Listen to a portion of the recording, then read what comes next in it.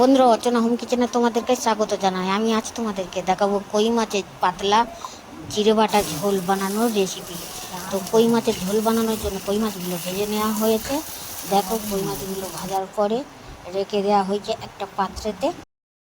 আর একটা থালাতে কাটা আছে টমেটো, পেঁয়াজ, কাঁচা লঙ্কা।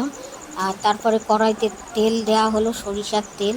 আর কাঠের জালে রান্না হচ্ছে, রান্নার টেস্টটাও খুব সুন্দর হয় কাঠের জালে রান্না করলে, উনুনে।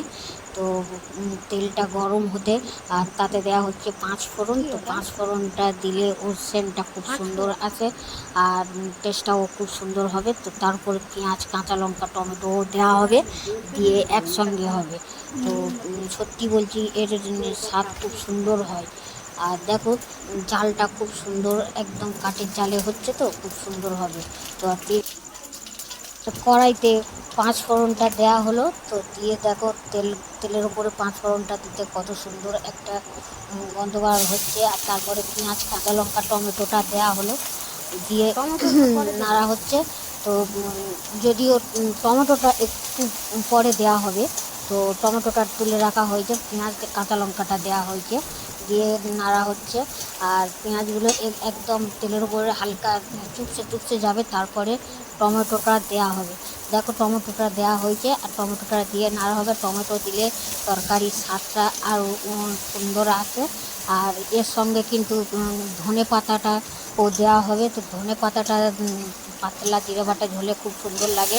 দেখো, তারপরে কেটে রাখা আলুগুলো দেওয়া হলো। তো আলু, মাছের ঝোলে আলু না দিলে ভালো লাগে না, তো আলু দিয়ে তো পাতলা জিরে বাটা ঝোল তো খুব সুন্দর খেতে লাগে। তো আলু দিয়ে কষা হচ্ছে, জালটা বেশি উঠে গেছে। আর পরিমাণ মতো লবণ দেওয়া হলো, লবণ দিয়ে কষা হচ্ছে। আর তারপরে হলুদের গুঁড়ো আর লঙ্কার গুঁড়ো দেওয়া হবে, যেহেতু লঙ্কার গুঁড়োটা একটু পরিমাণ কম দেওয়া হবে।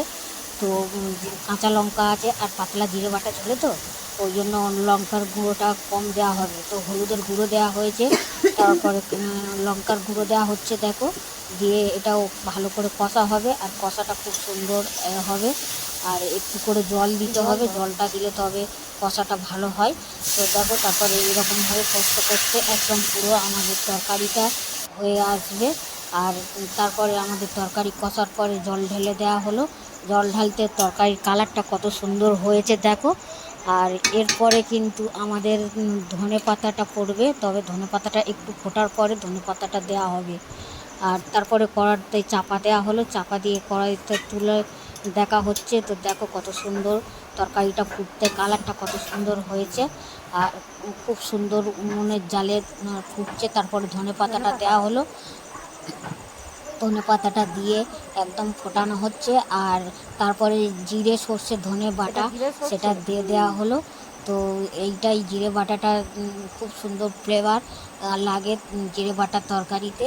আর তারপরে একদম পুরো ফোটার পরে ভেজে রাখা মাছগুলোকে ঢেলে দেওয়া হয়েছে। তো ঢেলে দিয়ে একদম তরকারিটা নাড়া হচ্ছে আর নেড়ে একদম রেডি। আর একটুখানি ফোটানোর পরে তারপরে একটা পাত্রেতে নামিয়ে নেওয়া হবে।